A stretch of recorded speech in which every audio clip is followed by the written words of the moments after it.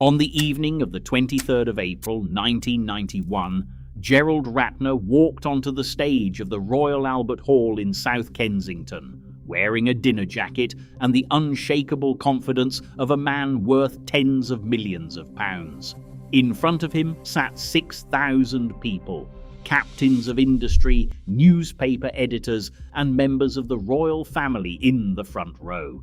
The annual conference of the Institute of Directors was the closest thing British business had to a coronation, and Gerald Ratner was that year's guest of honour. He was 41 years old. He ran the largest jewellery chain on earth. Ratners Group owned the high street, with more than 2,500 shops trading across Britain and the United States.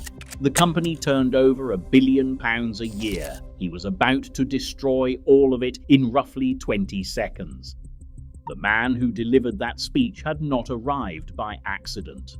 Gerald Ratner left Hendon County Grammar at 15, expelled for what teachers described as poor academic results. He went to work for his father Leslie at the small family jewellery firm, sweeping floors and learning the trade from the bottom of the price ticket upwards. The young Ratner spent his weekends watching the market traders in Petticoat Lane in East London, men shouting prices over the heads of shoppers hawking watches and chains from open suitcases. He took one lesson from those Sunday mornings and built a corporate empire on it. The loudest stall sells the most. In 1984, at the age of 34, Gerald Ratner took control of the family business. The chain was struggling. British jewellers in the early 80s traded on the Victorian idea that gold should be expensive and that buying it should feel like an event. The average price of an item was £300. Hushed shop floors, polished mahogany. Gerald Ratner ripped the doors off and turned the volume up. Bright orange posters in every window. Capital letters. Last chance. Mega red star sale. Half price. Earrings for £1. Sovereign rings for a tenner. Gold effect chains by the meter. He marketed Ratners directly at the school leavers and the factory workers and the young couples who had never set foot in a jeweller's in their lives. By 1990, the chain had swallowed H. Samuel Ernest Jones, Watches of Switzerland, and the American giant Sterling Incorporated. 2,500 stores, 25,000 staff, a working-class jewellery empire run from a head office in Stratford-upon-Avon. Then came the night at the Albert Hall. The speech itself ran for 25 minutes. Ratner spent most of it on a serious business message about consumer focus during a recession, the negative equity crisis, and the importance of giving the high street what it actually wanted to buy. About 3 minutes in, he reached for a joke. The audience would later be described as politely amused at first. Then he set up the line that finished him. He told the room about a Ratner's product, a cut-glass sherry decanter, complete with 6 glasses on a silver-plated tray, the sort of thing a butler might use, all for £4.95. People asked him, he said, how it was possible to sell such a thing for so little money. And then, in front of the cameras, the press box, and the front row of minor royals, Gerald Ratner answered his own question. Because it's total crap. The room laughed. He pressed on, warming to the routine. He mentioned a pair of gold earrings that the chain sold for under £1. People had pointed out, he said, that this was cheaper than a prawn sandwich from Marks and Spencer. Ratner agreed. The sandwich, he conceded, would probably last longer. The Royal Albert Hall roared. Gerald Ratner sat down to applause. He went home thinking he had given a good speech. The following morning, the headlines were already moving. The story crossed to the news desks of every Fleet Street tabloid before the markets opened. Jewelry boss calls own products crap. The Sunday Times nicknamed him Gerald Crapner. Ratner appeared on the Wogan chat show the next evening to apologize, but the apology made the story bigger. Within 48 hours, every household in Britain knew that the man who sold them their wedding rings and their daughter's first necklaces had stood in front of 6,000 people and called the merchandise rubbish. Customers stopped walking into Ratner's shops.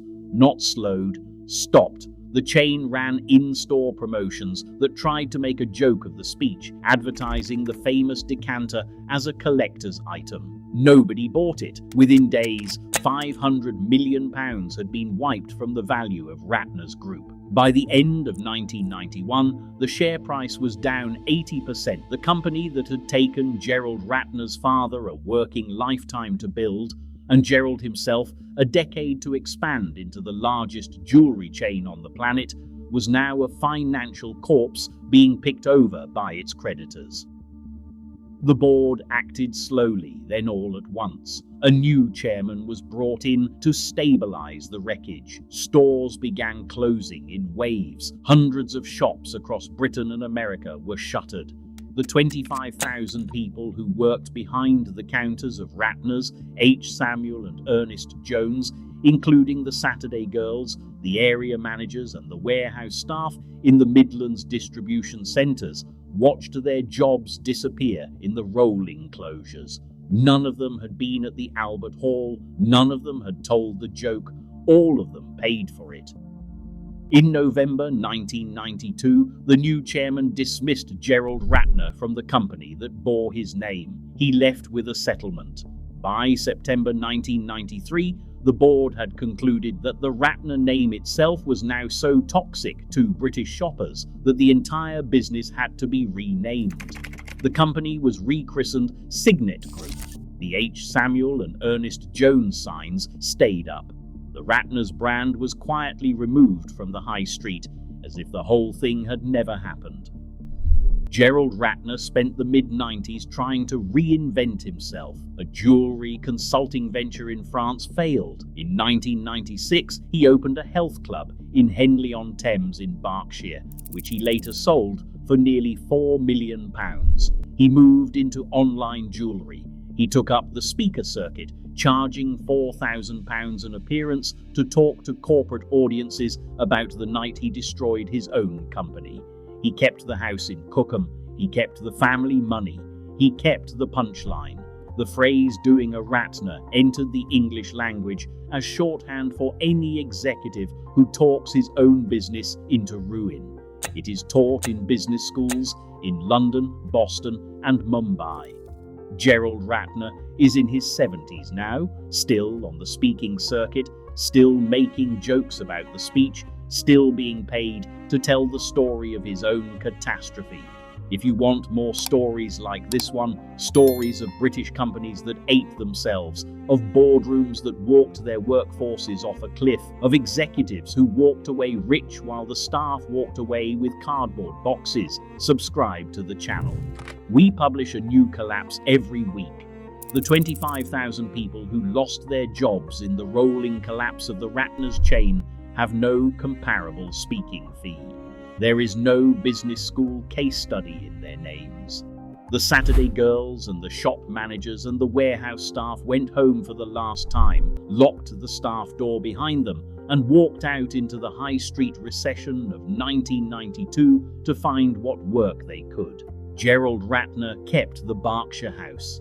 They kept the redundancy notice.